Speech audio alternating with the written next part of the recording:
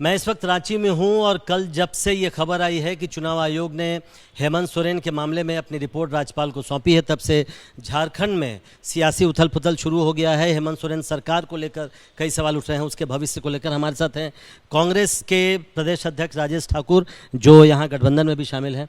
राजेश जी, सबसे पहला सवाल, क्या हेमंत सोरेन सरकार सुरक्षित है? उसको कोई खतरा नहीं है, आप बोल सकते हैं? बिल्कुल, सरकार को कोई खतरा नहीं है। अब ये अफवाहों का बाजार गर्म है और चर्चाएं हो रही हैं, तो हम लोग परिचर्चा कर रहे हैं उस पर, बट ऐसी कोई बात नहीं है। ये जरूर है कि इस तरह की अफवाह फैला करके लगातार भारतीय जनता पार्टी के द्वारा ये कोशिश की जाती है कि सरकार अपदस्थ और अस्थिर करे।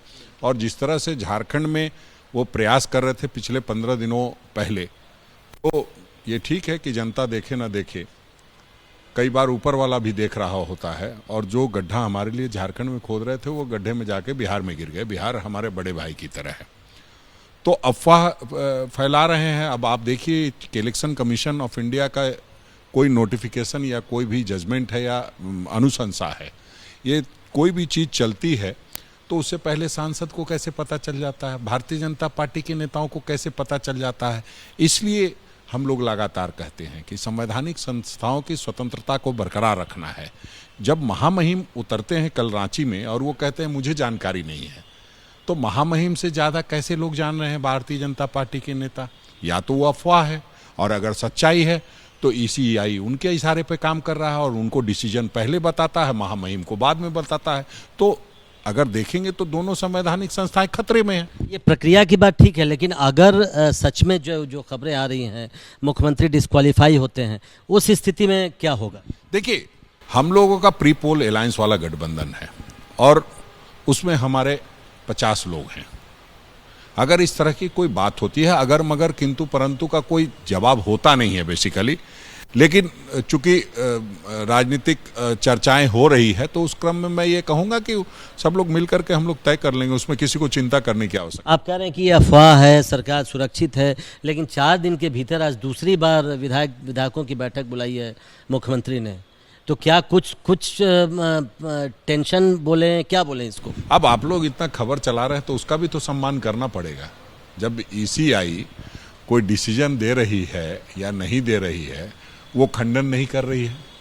अगर उन्होंने कोई अनुशंसा भेजा है तो उनको बताना चाहिए कि हाँ हमने भेजा है, और महामहिम जी को मिल गया है तो तुरंत हमारे मुख्यमंत्री जी को अवगत कराना चाहिए।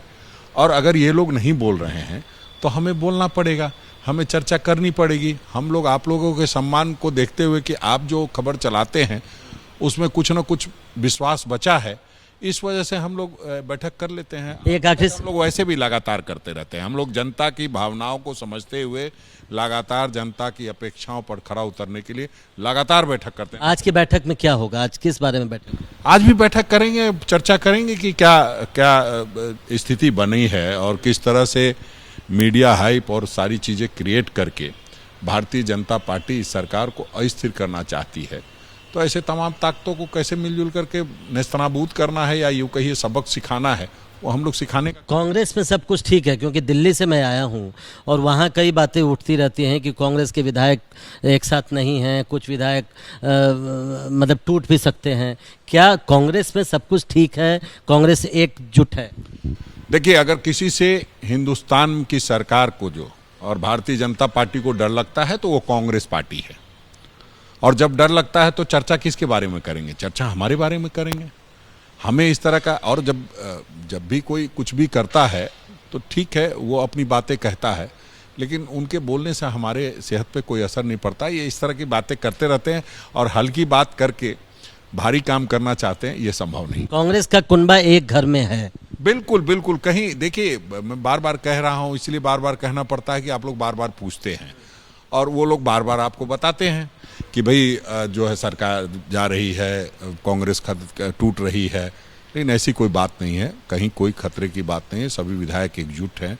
कल ही हम लोग मिले हैं, फिर आज मिल रहे हैं, लगातार मिलते रहते हैं, इसलिए कहीं चिंता करने की बात नहीं है। ये सचमुच आखिरी सवाल को बता दीजिएगा कि वो जो कर रहे हैं, तो वो बिल्ली जब दूध पीती है तो अपना आंख बंद कर लेती है। एक आखिरी सवाल, सचमुच मुझे मालूम है आपको मीटिंग में जाना है, इसको हाइपोथेटिकल सवाल आप बोलिएगा, मुझे मालूम है, लेकिन अगर ये जो खबरें आई कि डिस्क्वालिफिकेशन से ज़्यादा भी कुछ फैसला हो सकता है, डिबार कर किए जा सकते चुनाव लड़ने से, फिर भी आप लोग का गठबंधन एकजुट है और जो भी फैसला करेंगे हेमंत सोरेन आपको मंजूर हो? बिल्कुल एकजुट है। और फैसले की बात है, जहां तक सब लोग साथ ही तो बैठ रहे हैं, सब लोग मिलकर के फैसला लेंगे। इसमें कहीं किसी को फैसला लेने की जरूरत नहीं, हम लोग सब लोग मिलकर के फैसला लेंगे और एक अच्छा फैसला लेंगे। उसके लिए बिल्कुल चिंता करने की जरूरत नहीं है। हम लोग पूरी तरह से एकजुट हैं और हम ये कह सकते हैं कि सरकार को कोई चैलेंज नहीं है। बहुत बहुत शुक्रिया। तो बीजेपी अफवाह फैलाने की कोशिश कर रही है, लेकिन महागठबंधन, यहाँ जो गठबंधन है यूपीए का, वो एकजुट है, कांग्रेस एकजुट है और हेमंत सोरेन सरकार को कोई चैलेंज नहीं है, ये कहना है कांग्रेस के प्रदेश अध्यक्ष का। कैमरामैन हेमंत के साथ प्रशांत, एबीपी न्यूज़, रांची।